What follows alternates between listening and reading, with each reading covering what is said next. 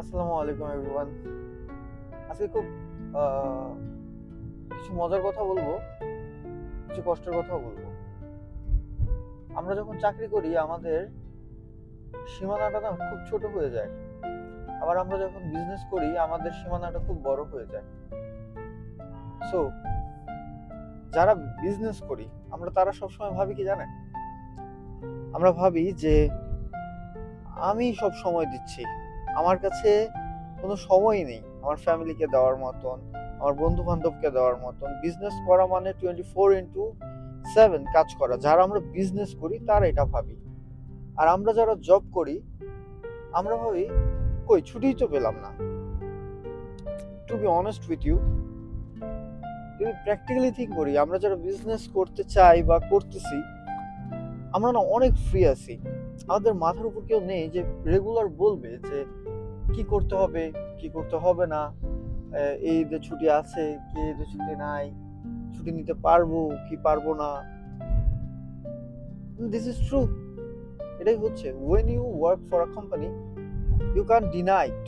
Whatever they say you have to obedient with your company. You have no options when you live in such country like this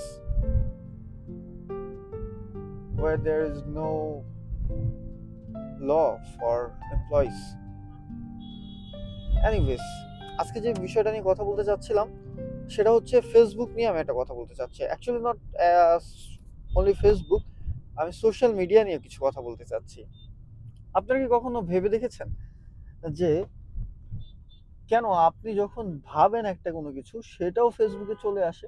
কালকে রাতেই আমি আমার ফ্রেন্ডের সাথে কথা বলতেছিলাম, তখন ও বলতেছিল ও নাকি একটা জুতোর কথা ভাবতেছিল ওর মাথায়, জাস্ট এমনি ফোনের দিকে তাকিয়ে ভাবতেছিল। তার কিছুক্ষণের মধ্যেই মার্কেট প্লেস ওই জুতোটা শো করতেছিল, ওটার দাম কত, ওটা ওটা কিনলে কি কি প্রফিট হতে পারে সেগুলো। বাট আপনি কখনো ভেবে দেখেছেন আপনার সাথেও এটা হচ্ছে? কিন্তু আমার সাথেও হয়েছে, যার জন্য এই টপিকটা নিয়ে আমি কথা বলছি। অ্যাকচুয়ালি পরে আমি রিসার্চ করে দেখলাম একটু, খুব বেশি সময় পাইনি যেহেতু কাজে খুব ব্যস্ততাতে থাকে, খুব বেশি রিসার্চ করার টাইম পাই না। বাট আমি চেষ্টা করব ফুল রিসার্চ করে আপনাদের সাথে এই জিনিসটা শেয়ার করতে। কিন্তু আজকে কিছুটা মানে কালকে কথা হয়েছে তো তাই এই জিনিসটা নিয়ে কথা বলার ইচ্ছাটা জেগে উঠেছে।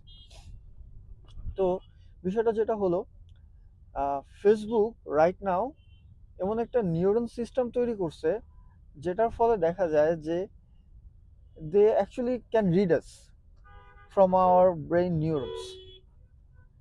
কিভাবে রিড করতেছে? অ্যাকচুয়ালি ওরা 700 মানুষকে নিয়ে একটা রিসার্চ করছে। ওইখানে আমি দেখলাম যে ওরা এমআরআই যেভাবে করে, এমআরআই করার পরে তো বডির ফুল পার্টস গুলো দেখা যায়, বোঝা যায়, অ্যানালাইজ করা যায়। সেই সিস্টেমে ওরা একটা সিস্টেম ক্রিয়েট করছে যে 700 মানুষের থিঙ্কিং ওরা অ্যানালাইজ করে একটা ডাটা ক্রিয়েট করে। সো ওইভাবেই ওরা একটা ডেটা ক্রিয়েট করেছে, যার ফলে যখন আপনি কোনো কিছু ভাবেন সেটার ফলেও ফেসবুক আপনাকে ওই ডেটাটা দেখাতে পারে, বা আহ, আপনি যে জিনিসটা চাচ্ছেন সেই জিনিসটা আপনার চোখের সামনে এনে দিতে পারে। আপনি কি কখনো ভেবে দেখেছেন যে আমরা এখন এত ইমপেশেন্ট কেন? আমাদের ইমপেশেন্ট হওয়ার অনেকগুলো কারণ আছে। আমরা কি আগের মতো বই পড়ি? আগে একটা বই পড়ার জন্য কত ধৈর্য ধরতে হতো, মাঝে মাঝে পুরোটা বই শেষ করতে অনেক সময় লেগে যেত। খুব বেশি অধৈর্য হলে একটা বই শেষ করতে 1 রাত পুরো লাগতো। কিন্তু আমরা এখন এত অধৈর্য, আমরা একটা রিল পর্যন্ত পুরো দেখি না। যেমন আমার রিলটা আপনারা দেখেন না। তো যদি না দেখেন তাহলে শিখতে পারবেন না, দেখতে তো পুরোটাই হবে। আর এই অধৈর্যের কারণটাও ওরাই তৈরি করছে, যাতে আপনি যখন অধৈর্য হবেন তখন আপনার বাচ্চারা যখন দুষ্টুমি করবে আপনি ওই জায়গায় অধৈর্য হয়ে আপনার বাচ্চার হাতে ফোনটা দিয়ে দিবেন, যার ফলে আপনার বাচ্চা হয়ে যাবে অ্যাডিক্টেড। তো তখন আপনি বলবেন ও তো বোর হয়ে যায়। বাট বিষয়টা না বোরনেসের না, যখন আপনার হাতে কোনো কিছু করার থাকবে না তখন আপনার ব্রেইন সেল ওপেন হবে। আপনার ব্রেইন আপনাকে সাজেস্ট করবে যে আপনার ক্রিয়েটিভিটি আছে, আপনি কাজ করতে চান, তখন আপনার ক্রিয়েটিভিটি গুলো বাহিরে আসবে। আপনার এখন অনেকেই আমার মতন আছে যাদের একটু বয়স হচ্ছে আর চিন্তা করতেছে আরে ব্যবসা করব, কি নিয়ে ব্যবসা করব। থিংস আর লাইক দ্যাট, এরকমই হচ্ছে। বিশ্বাস করেন আর না করেন, এটাই সত্য।